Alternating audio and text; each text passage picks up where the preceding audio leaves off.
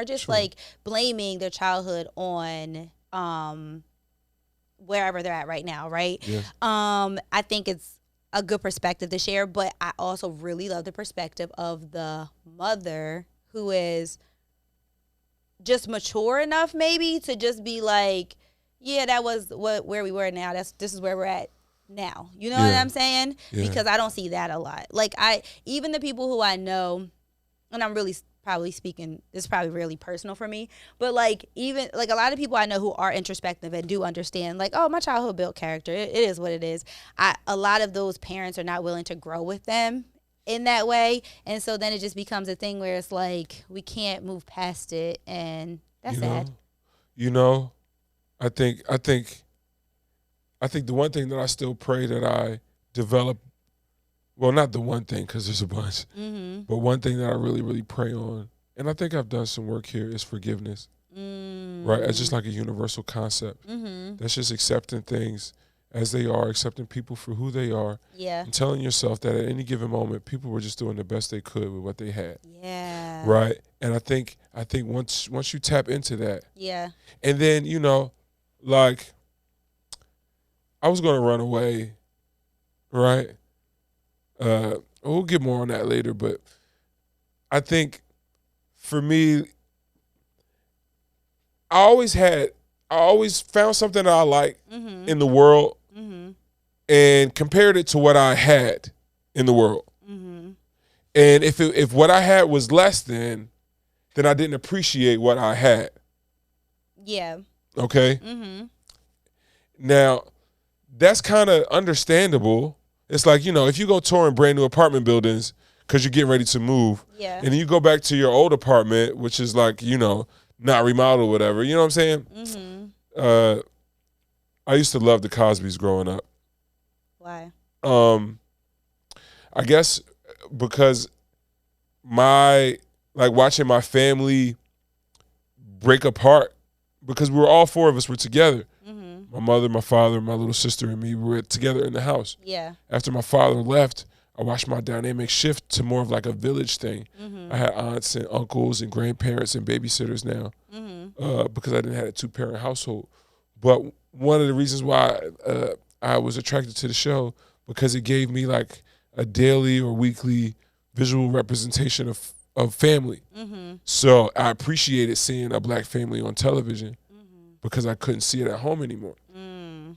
And I really fell in love with Felicia Rashad because, like I didn't understand the concept of television, writers, performing, like themes, all of that. I'm just like, man, this black lady is cool. Yeah. Like, I mean, I was mature enough to realize that she did not live in the TV, Yeah. but I never understood that, Felicia Rashad and Claire Huxtable are Two two different different people. right? So, yeah. but what I started doing was, I started comparing my mom Oh. to Felicia Rashad. To Claire Huxtable. To Claire Huxtable, exactly, to Woo. Claire Huxtable. And I'm like, damn, you know. Yeah. I wish I had because I could see myself in Theo Yeah. sometimes, and when he would go to his mom with certain things, and how they would conflict resolute, and how she would reward him for good jobs, et cetera, et cetera. But that's the first time I was like introduced to comparison, and it really stole the joy of watching my mom pull that shit out her ass, for the lack of a better term.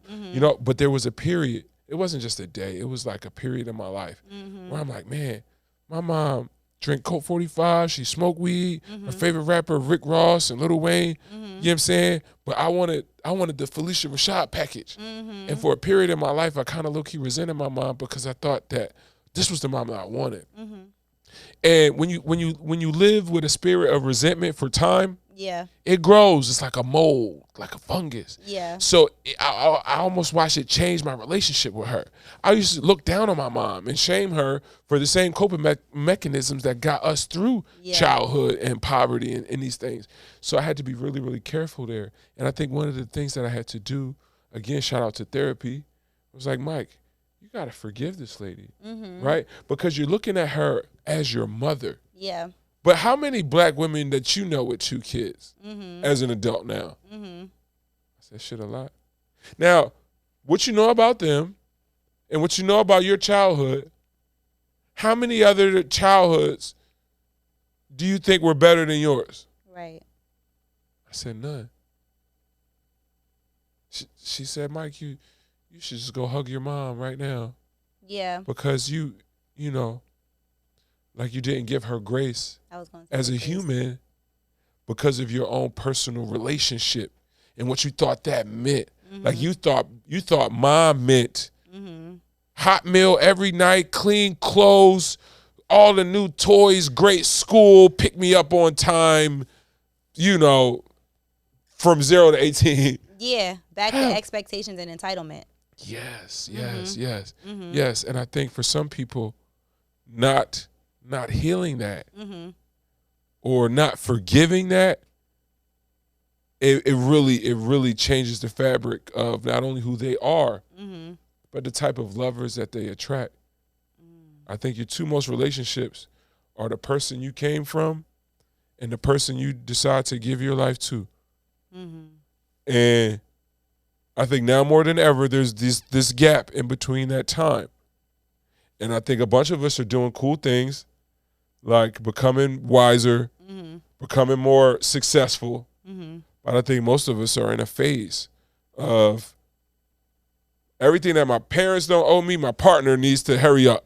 Yeah. And until I reach that goal, I'm angry at both people. Yeah. Or myself. And that's wrong.